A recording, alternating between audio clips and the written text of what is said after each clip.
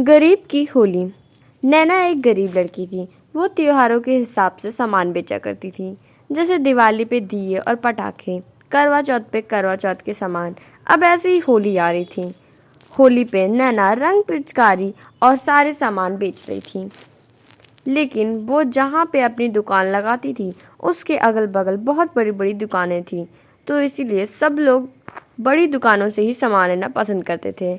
उस मासूम बच्ची से तो कोई सामान लेता ही नहीं था। अब नैना बहुत परेशान हो गई थी।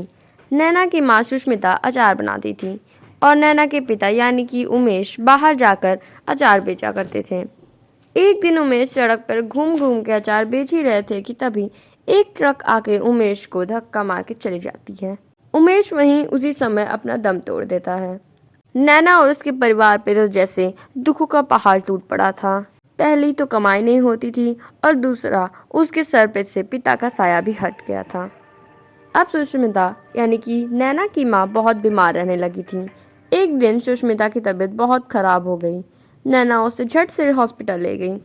डॉक्टर बताता है कि सुष्मिता को टीबी हो गया है, इनकी दवाई लंबी चलेगी। डॉक्टर कुछ दवाई लिखकर नैना को देता है।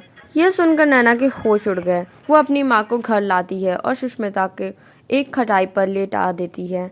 सुष्मिता नैना से कहती है, नैना मेरी बच्ची, अब तू घर और बाहर का काम साथ में कैसे संभालेगी? हे भगवान, इतनी छोटी सी उम्र में मेरी बच्ची को काम करना पड़ रहा है।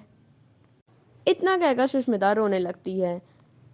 नैना उसे संभालते हुए कहती है, माँ तुम चिंता मत करो, मैं सब कर लूँगी और अब तुम रोना बंद करो, मैं ये दवाई लेकर आती हूँ। नैना के पास जितने भी पैसे थे वो सभी पैसों को लेकर चली जाती है और अपनी माँ की दवाई लाती है।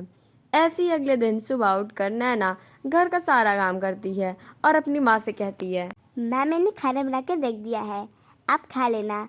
अब मैं निकलती हूँ, वरना सभी लोग दूसरी दुकान पर चले जाएंगे। इतना कहकर नैना निकल जाती है और अपनी दुकान लगाती है।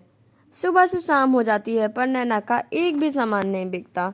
नैना खुद से कहती है, हे भगवान, आज मेरा एक भी सामान नहीं बिका है, अब मैं अपनी माँ का इलाज कैसे कराऊंगी? इतना कहकर नैना रोने लगती है। तभी वहाँ एक लड़की आती है जिसका नाम कृति था। वो नैना से पूछती है, क्या हुआ बच्चे, तुम रो क्यों रही हो? मेम साहब, कल होली है और मेरा एक भी सामान नहीं बिका। मेरी माँ की तबीयत बहुत ख़राब है और डॉक्टर ने कहा है कि माँ की दवाई लंबी चलेगी, पर माँ का इलाज कराने के लिए मेरे पास पैसे ही नहीं है। अब मैं क्या करूँ? अच्छा तो ये बात है, तुम एक काम करो, मुझे कुछ पिचकारी और रंग दे दो, ठीक है? सामान लेकर कीर्ति उसे पैसे देती है और वहाँ से चली जाती है। ऐसे ही अगले दिन होली थी। सभी बच्चे होली खेल रहे थे, पर वहाँ बेचारी बच्ची नैना सड़क पर सामान बेच रही थी। तभी वहाँ कृति आती है और नैना से कहती है, अरे नैना, आज होली है और तुम यहाँ क्या कर रही हो? चलो अपने घर जाओ और होली खेलो। मेम साहब, हम गरीब हैं, हम गरीब लोग की कोई होली नहीं होती, हम होली कैसे मना सकते हैं? कृति तुरंत ही नैना को अपनी गाड़ी में बैठाती है और नैना के घर ले जाती है। वहाँ सुष्मिता की ऐसी हालत देखकर कृति को बहुत बुरा लगता है। वो सुष्मिता को भी गाड़ी में बैठाती है और अपने घर ले जाती है। वहाँ पहले वो उन्हें अच्छे कपड़े पहनाती है और फिर नैना से कहती है, नैना अब चलो हम, तुम और सुष्मिता आंटी सब मिलकर होली खेलते हैं। तीनों जमकर होली खेलते हैं। ऐसे ही कुछ समय बाद कृति नैना का अच्छे स्कूल में एडमिशन करा देती है और सुष्मिता का एक अच्छे और बड़े डॉक्टर से इलाज भी करा देती है। कुछ समय बाद सुष्मिता ठीक हो जाती है और वो दोनों कृति के ही घर में रहने लगते हैं। हैप्पी होली।